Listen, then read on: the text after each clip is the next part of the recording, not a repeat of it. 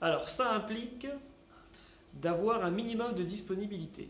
Mais j'ai du mal à croire que les gens ne puissent pas avoir, à minima, 2 heures à consacrer à un engagement bénévole. Et si vraiment c'est le cas, alors je les invite à, à réfléchir sur le rythme de vie qui est le leur. Parce que c'est que vraiment, il doit y avoir un gros problème dans l'organisation et l'agencement de leur vie. Je crois surtout que la question de la disponibilité est à mettre en relation avec la question de la motivation. Souvent, lorsque les gens disent qu'ils ne sont pas disponibles, c'est qu'ils ne sont pas suffisamment motivés pour hiérarchiser leurs priorités et faire en sorte que la disponibilité de l'engagement bénévole devienne prioritaire.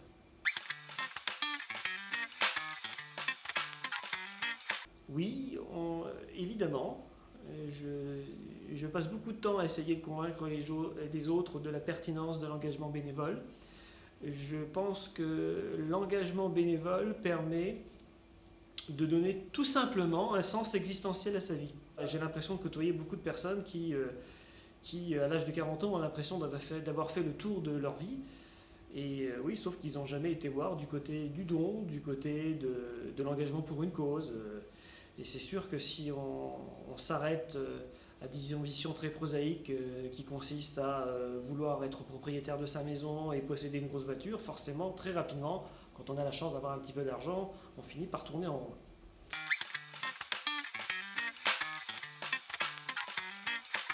Je pense que pour les personnes qui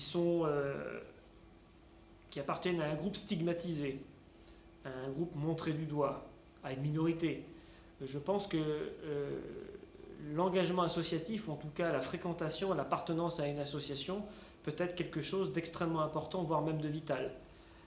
Non pas forcément parce que les gens qui n'appartiennent pas à cette minorité sont nécessairement des gens méchants et malveillants, mais parce qu'à un moment donné, les gens peuvent ressentir le besoin de se retrouver entre pairs, P-A-I-R-E-S, entre gens qui leur ressemblent pour trouver une sorte d'espace ressource, d'espace de refuge qui leur permet de faire face à l'agressivité que doivent subir au quotidien les minoritaires. Il y a quelques années de cela, j'intervenais régulièrement en collège et en lycée avec une dame qui s'appelait Nicole. Je dis qui s'appelait parce qu'elle est décédée. Une personne qui témoignait de son vécu de parcours de personnes transgenres. Donc Nicole était née homme et à l'âge de entre 40 et 50 ans, elle avait décidé de vivre en tant que femme, où les élèves étaient particulièrement agressifs, pas agressifs, mais moqueurs vis-à-vis de Nicole, jusqu'au moment où elle a pris la parole pour témoigner.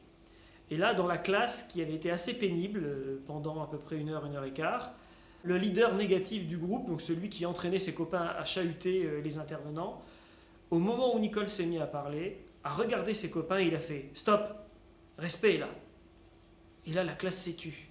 Et a écouté avec une attention extrême le témoignage de Nicole qui prenait la parole pendant 40 minutes non-stop.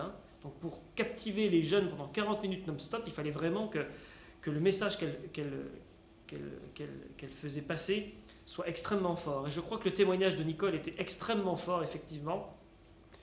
D'une part parce qu'elle parlait de manière très sincère de quelque chose qui peut sembler curieux,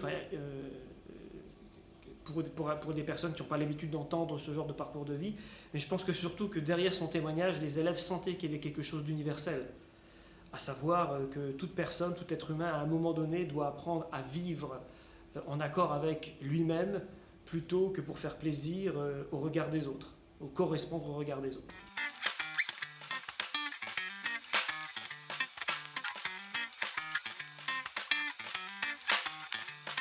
Откройте форточку. Откройте. Не бойтесь свежего воздуха. Прошу вас расстегнуть воротничок и ослабить пояс. Ноги соедините.